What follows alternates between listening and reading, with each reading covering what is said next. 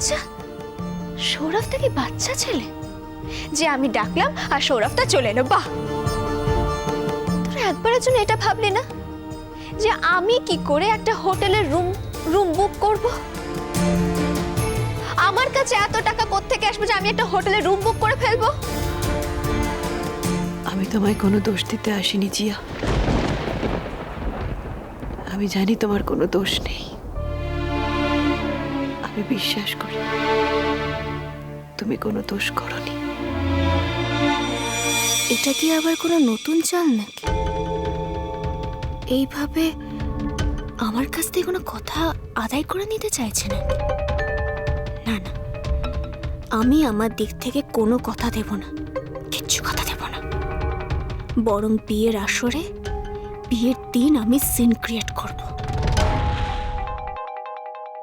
শোনো জিয়া, কেউ যদি কাউকে ভালোবাসে তাতে কোনো অপরাধ হয় না। ভালোবাসায় কোনো পাপ নেই। ভালোবাসার মতো পবিত্র আর কিচ্ছু নেই। তুমি যে তোমার সৌরভটাকে ভালোবাসো তাতে তুমি দোষ করবে কেন? শুধু এই কথাটা যদি তুমি তোমার দিদিকে আগে বলতে, আমি তোমাকে এতটা কষ্ট পেতে দিতাম না জিয়া।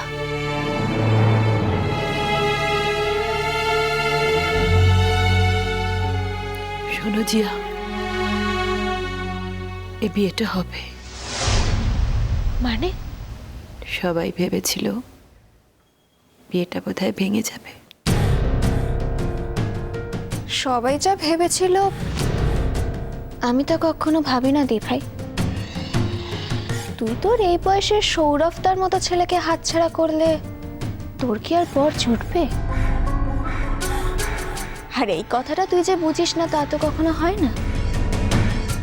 আমি অন্তত জানি যে তুই মরে গেলেও এই বিয়েটা তুই কিছুতেই ভাঙবি না। অন্তত শীতেতে সিঁদুরটা যে তোর পরা হবে। জিয়া, আমি তোমার কথা শুনতে আসিনি বোন, আমি আমার কথা তোমায় বলতে এসেছি। বল বল, কি বলবি বল, আর কি বলার বাকি আছে? তবে একটা কথা শুনে রাখতে ভাই, সৌরভ তোর সবার সামনে যতই ভালো সাথে চেষ্টা করুক না কেন, আমি ওর এই মুখ সবার সামনে টেনে ছিঁড়ে দেব। ভাই দেখ, তুই তো অন্তত জানতে পারলি সৌরভ তো বিয়ের আগে যদি এরকম একটা ঘটনা ঘটাতে পারে, তাহলে একবার ভেবে দেখ যে সে বিয়ের পরে কি করতে পারে। শোনো জিয়া, আমি তোমাকে এবার যা জিজ্ঞেস করছি তুমি তার উত্তর দেবে। অনেকক্ষণ ধরে তো তুমি একাই কথা বলে চলেছ, কিন্তু আমি তোমাকে এসেই বললাম না আমি তোমার কথা শুনতে আসিনি, আমার কথা বলতে এসেছি। তাই এখন তোমাকে যা বলবো তুমি সেটুকু শুনবে আর সেটুকুরই উত্তর দেবে। তুমি সৌরভকে ভালোবাসো?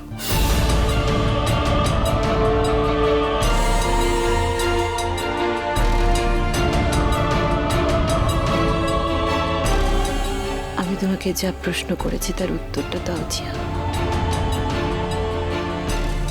তুমি সৌরভকে ভালোবাসো না বাসো না, নাকি এটা তোমার চোখের মোহ? বাসি। আমি সৌরভটাকে প্রাণের থেকেও বেশি ভালোবাসি। ফাইন। আর সৌরভ, সে কি তোমায় ভালোবাসে না তুমি তার চোখের মোহ? না না দে ভাই, সৌরভ তো আমাকে ভালোবাসে। আমাকে আমাকে বলেছে দি ভাই, আমি মিথ্যে কথা বলবো না। আমাকে সৌরভটা খুব দুঃখ করে বলেছে। আমাকে বলেছে যদি যদি আমি সাজিকে কথা না দিতাম তাহলে এ যোগে আমি তোমাকে কাছে পেতাম জিয়া। কিন্তু যেহেতু আমি সাজিকে কথা দিয়েছি তাই ব্যাস, আমার উত্তর পাওয়া হয়ে গেছে জিয়া।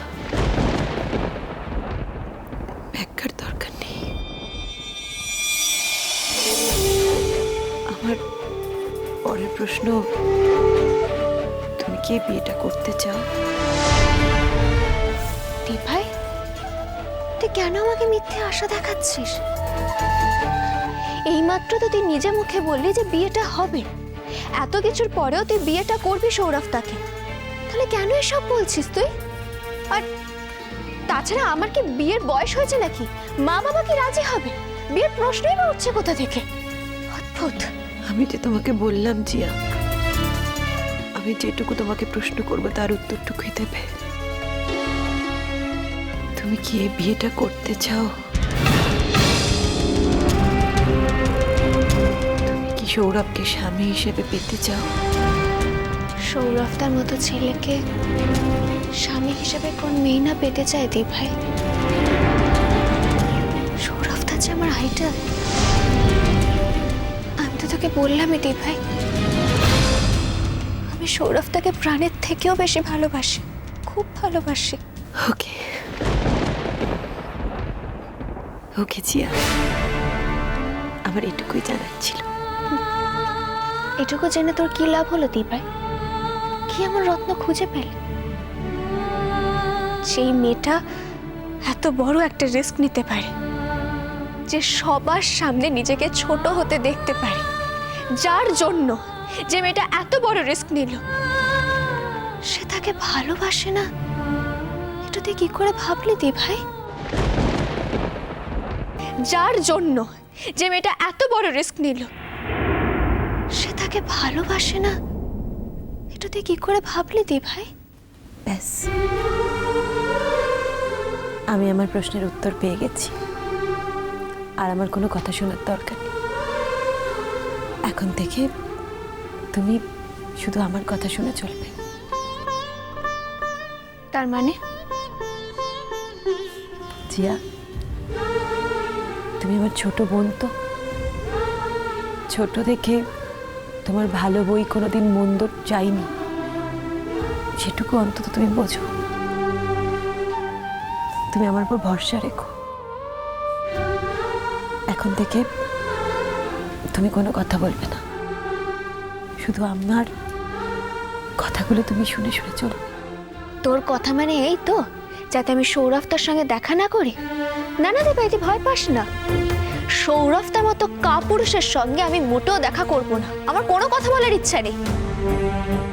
যদি সেদিন সৌরভ তার সবার সামনে সত্যি কথাটা বলতো, তাহলে সৌরভ তাকে আজ আমি আরো বেশি সম্মান করতাম।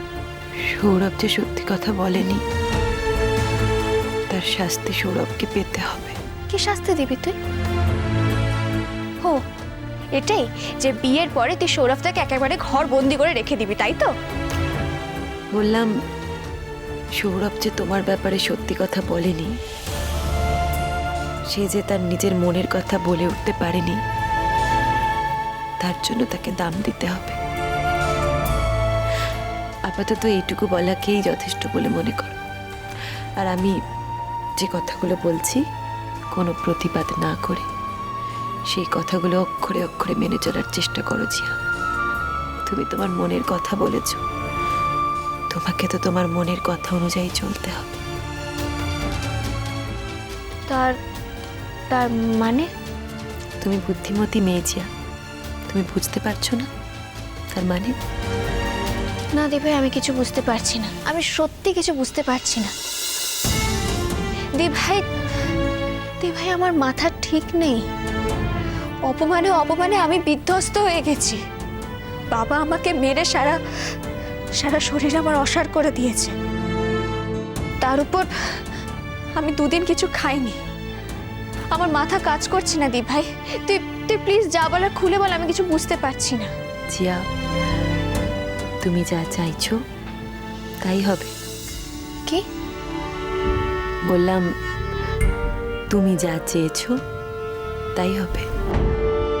তুমি আমার ছোট বোন জিয়া, তোমাকে না দেওয়ার মতো আমার কিচ্ছু নেই।